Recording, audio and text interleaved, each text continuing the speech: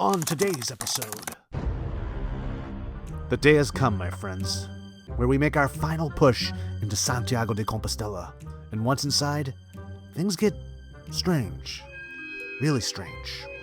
First, we search for a stone bench that carries secrets in the shapes of whispers. Then we stumble upon a shadowy pilgrim lingering somewhere in between legend and poor lighting. Then I somehow end up locked in battle with what appears to be an abandoned relic of some sort. I also take a proper look at one of Galicia's longest served desserts. And yes, the automatic lights are still winning.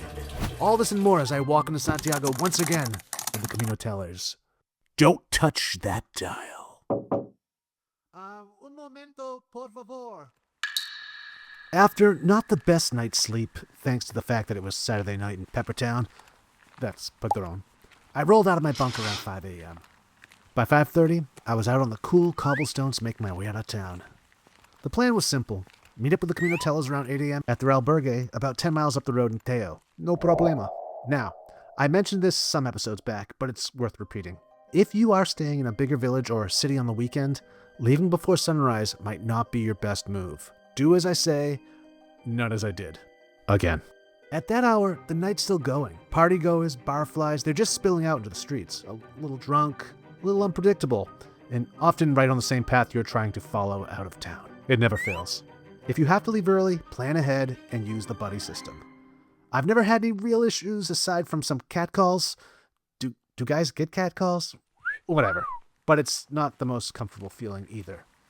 That said, I kept my head down, tightened my grip on my trekking poles, and trudged on. And soon enough, I was greeted by the sun. Took long enough. I got a bunny right here. See him? Right there. Bunny.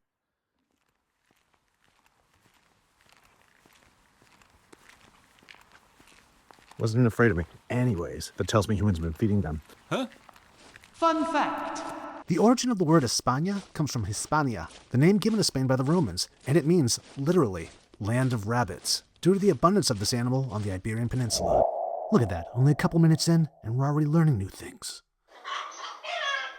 Where was I?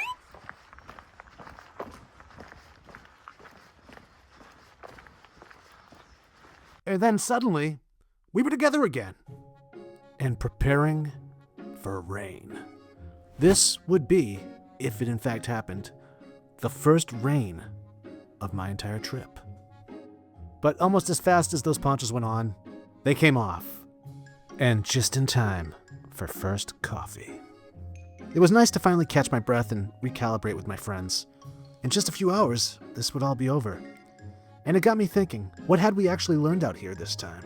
Those first days, lost on the Litoral route, felt like a lifetime ago. And while I probably won't be racing back to the coastal path anytime soon, I did enjoy the Camino Portugués, especially once I found my way onto the central route, where the Camino vibes felt a lot more concentrated. And even though this wasn't our first rodeo, there were still some firsts for all of us. For me, finally trying out that strange park workout equipment you see all over Spain.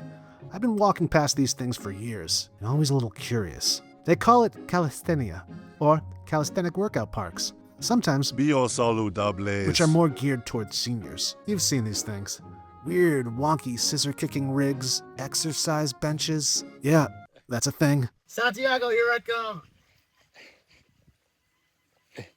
Just, it's the other way around, right? Yeah. I mean, I don't think you bike the other way around, no? When you're on a bicycle. You have to see. Random steering wheels and other odds and ends designed for bodyweight style training. Which reminds me, a few years back, while taking a pit stop in a park to change my socks, I observed an elderly man, probably about 100 years old, casually sitting there on a bench in a tracksuit, chain-smoking cigarettes, and using the pedals.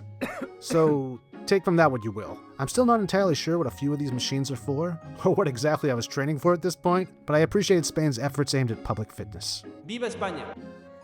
With our coffee break behind us, it was now time to move. Packs back on, ponchos put away, lock laces tightened, the road pulling us forward again. Santiago was close. You could feel that familiar electricity in the air, just a few steeples away at this point, as the faint sound of bagpipes in the distance led us on. And not long after, it happened. Getting close. Ricky, how you feeling? Once again, the Camino tellers and I found ourselves crossing that sacred finish line. The Arco do Pavo. A simple vaulted tunnel, super easy to overlook when caught up in all the excitement. But this passage has been funneling pilgrims into Praça do Abrodiro for centuries. It marks one of the traditional entries into the old city, a portal, a narrowing of the world. Before this, you're still out there. You're still part of everything else. The noise, the distraction, that long road behind you. Then you pass through, and something shifts. Historically, arches like this were more than just gates. They marked transition from the outside to the inside, from the profane to the sacred realm, from common ground to holy ground, from movement to arrival. For a pilgrim, it lands just a little deeper. This is your crossing, a literal rite of passage, in stone. You step through as one version of yourself, shoe soles run down and dusty, kilometers in those kicks and miles in your legs, thoughts still tangled from the road and now under the spell of bagpipes. And you emerge, changed, something new, and for some of us perennial pilgrims, revitalized, recharged. Not in some dramatic lightning strike way, but in that quiet way that only long journeys can shape a person. You've been stripped down to the essentials and rebuilt, step by step. The world before the Camino now sits behind you. Ahead lies something earned, something only those who walk it can truly understand. And for a brief moment, under that arch, you are both the person who started and the pilgrim who made it to Santiago. And then I was off. Time to hunt down that celebratory Tarta de Santiago. What's that? You've never heard of it? I bet you have. Maybe you just didn't know the name. But let's see. We'll grab a slice in a minute. First, we're here, right? You don't come this far and skip the main event. Let's step inside the Santiago de Compostela Cathedral, real quick.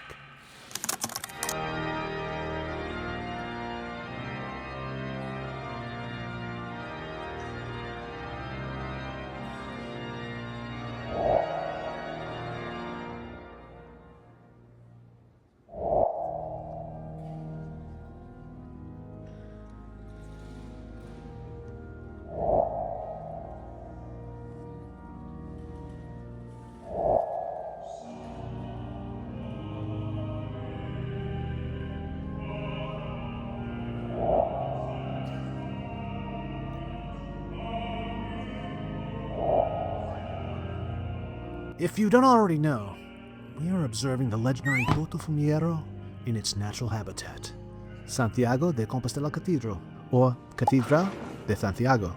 The Porto Fumiero has been stunning pilgrims since at least the 12th century, when it was already recorded in the Codex Calixtinus as part of the cathedral ritual. The giant censer you see today is newer. The current one was made in 1851 by silversmith Jose Losada, while the pulley system that gives it that famous swing was installed in 1604. Officially, it symbolizes prayer rising to heaven. Unofficially, yes, generations of weary, unwashed, stinky pilgrims may have inspired it as well. So the truth is likely both sacred and, well, obvious. I feel a little offended. Now let's get out of here and grab some cake. As you make your way through Galicia, you'll start to notice a simple, round cake appearing just about everywhere. In cafes, small village bakeries, supermercados, especially as you get closer and closer to Santiago de Compostela. This, my fellow pilgrims, is a Tarta de Santiago. At first glance, it's unassuming, flat, golden, and marked with that familiar cross by now of St. James. But like many things on the Camino, there's more here than meets the eye. The story of this cake stretches back centuries. In fact, one of the earliest written references dates back to 1577 in Santiago itself, where the almond cake was served during university celebrations. That makes it one of the oldest documented desserts in Galicia. Its simplicity is part of its identity. The traditional recipe calls for just 3 core ingredients: ground almonds, eggs, and sugar. 0 flour. And for pilgrims avoiding gluten, that's a welcome surprise, especially on the Camino where you're offered bread with pretty much everything, including bread. Kidding aside, let's take a quick step back in time. While sugar did exist in medieval Europe, it wasn't common. It arrived through long trade routes and was expensive, often treated more like a spice or even a medicinal ingredient rather than an everyday sweetener. So, a cake like this, made with the almonds and sugar, would have felt like a bit of luxury, something special. Fun fact, the iconic cross on top is actually a later addition. Over 100 years ago, in 1924, a bakery in Santiago known as Casa Mora began dusting the cross of St. James onto the surface using powdered sugar. The original shop has since changed over the years, might even be closed, but the simple yet brilliant idea stuck. It gave the cake a visual identity that tied it directly to the Camino. This is our cake. And get this, just like the Oreos and Cruceros today, the Tarta de Santiago is also protected. That's right, to be considered authentic, it must be made in Galicia using traditional methods. The texture should be dense, slightly moist, with a delicate crust on top. And let's not forget the cross of St. James. After days or even weeks on the Camino, that tasty simplicity just lands differently. A whole other sort of communion, maybe. You sit down, order a slice, maybe a coffee, and take a moment. Because this isn't just a dessert. It's a tasty tradition that's been waiting for you here the entire time.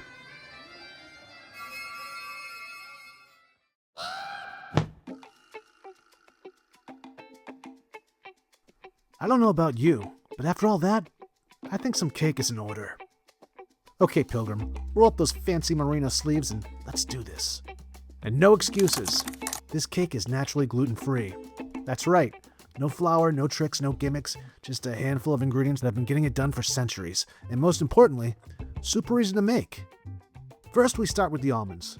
Traditionally, raw blanched Marcona almonds are used, but truthfully, any will work. That said, you want 2.5 cups or 350 grams of raw blanched almonds. Get them spread out onto a tray and into the oven at 340 degrees. Give them about 8 minutes. 8 minutes, counting down. Just enough to wake them up. You're looking for aroma, not color. Now, pull them out and let them cool. When they've cooled, pulse them in a food processor for about 25 to 30 seconds. Not into a dust. You want a coarse grind. It's all in the texture when it comes to this cake. Next, grab a bowl. Add 1.25 cups or 250 grams of sugar. I'm using raw cane turbinado. Sounds a bit healthier, feels a tad more responsible, but let's be real, it's still cake, and I deserve it. Next, add 5 large eggs. Mix it until the batter goes smooth. No need to overdo it, we're not making a souffle. Then, add 1 teaspoon of cinnamon and 1 teaspoon of fresh lemon zest. Stir them in. Now fold in your almond crumbs. All of it. The batter's going to be thick, and that's exactly right. And honestly, this recipe is really hard not to get right. Grease a 9-inch pan, and if possible, line the bottom with parchment paper too. Pour in the batter, smooth it out with a spatula, and then give it a few slams on the counter just to get all the air bubbles out. And then back into the oven it goes, at the same temperature. Set timer for about 50 minutes. 55 minutes, counting down. You're looking for a golden top and a center that's set. Test it with a fork, toothpick, or, in my case, a paperclip. Perfecto! Now we leave it alone for 15 minutes. However, if the sides look like they are sticking, while it's still hot, use a rubber spatula to unstick it. Then, let it cool completely. Once it's cooled, it's time to make it official. I mean, almost official, considering I didn't make this in Galicia proper. But hey ho, place your Cross of Santiago stencil right on top, dead center. Nowadays, these are sold everywhere in Santiago and online. But if you don't own one yet, I've got a printable PDF on my blog that's free and easy to download. Now we dust it. I'm using powdered monk fruit here. Fitting, no? But I wasn't going for a theme. Again, I'm just trying to be a little more health conscious. And it looks the part. Not only that, I promise you, it tastes the part as well. And that's good enough for me. Once you've topped that cake with a thin layer of sugar, carefully lift the stencil. And there it is. Looks great, right? Dense, toasted almond forward, with just enough citrus and cinnamon to keep it honest.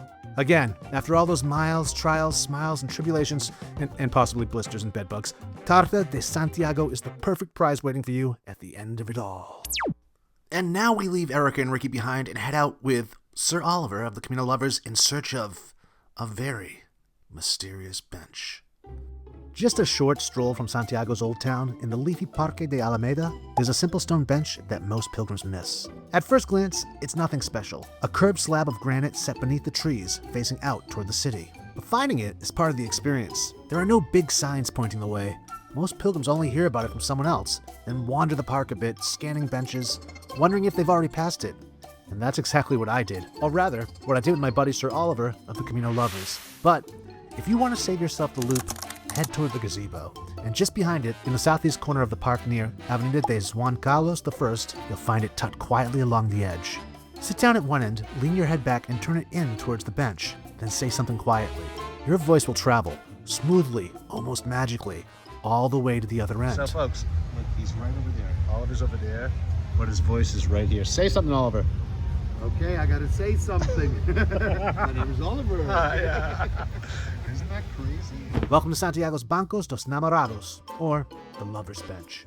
Installed in the early 20th century around 1916, this bench was part of the park's thoughtful design, meant to give locals a peaceful place to gather and enjoy the view. But over time, people noticed something unusual about it. The bench's curved shape creates a natural acoustic effect. Sound waves follow the arc of the stone, allowing a whisper to carry clearly from one end of the bench to the other, while anyone sitting in between hears almost nothing. It's a simple bit of physics, but it feels almost like a secret. And for many years, it was used exactly that way. During the Franco era, when public displays of affection were discouraged, or even restricted, couples came here to talk privately. They could sit apart while quietly sharing words only the other could hear. No holding hands or raised voices, just a whisper carried through stone. Today, the bench is still here, still working, still inviting curious pilgrims like myself to try it for themselves. So, I invite you to take a seat, lean back, and say something softly. And like so many other moments in the Camino, it takes just a little wandering to find it. But once you do, it's so worth it.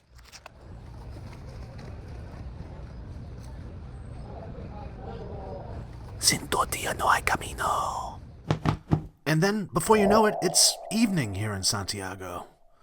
And evening is when you find shadows. Greetings. If you find yourself in Santiago de Compostela in the evening, you need to take a visit to Praza da Quintana. Why? Well, it's interesting, to say the least. You see, during the day it's lively and filled with pilgrims celebrating the end of their journey. But come night, the entire square quiets down, the crowd thins, and the stone cools. And on the wall of the cathedral, something unusual transpires. There he is.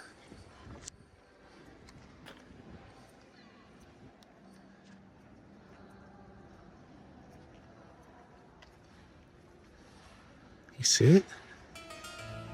Isn't that crazy? A tall, hooded figure, staff in hand, gourd attached. Hard to believe at first, but it's there. Meet La Sombra del Peregrino, or the Shadow Pilgrim. Now, here's the thing.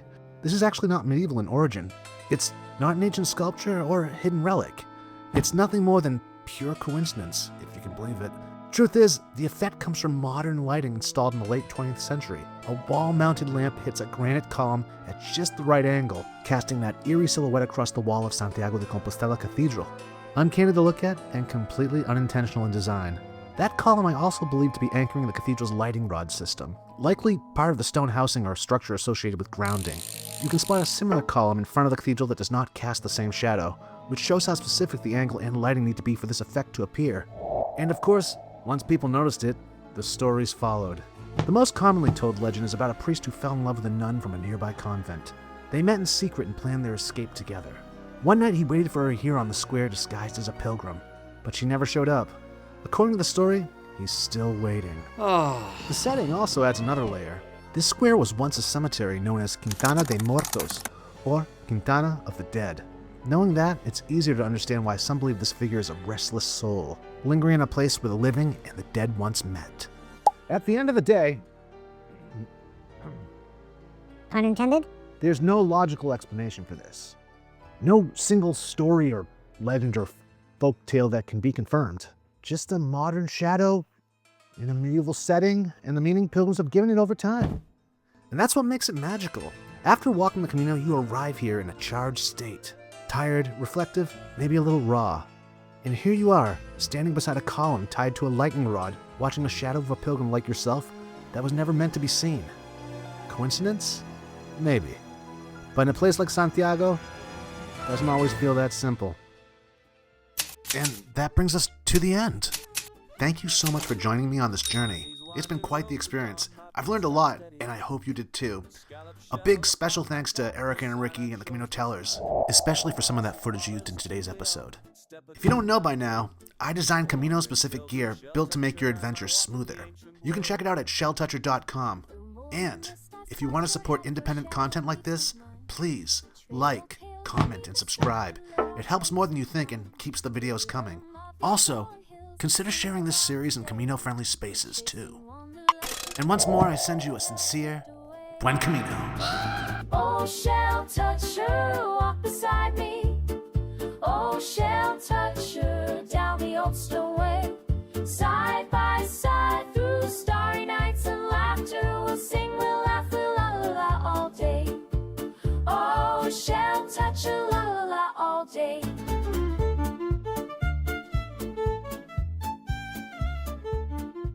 Sin tu tía no hay camino.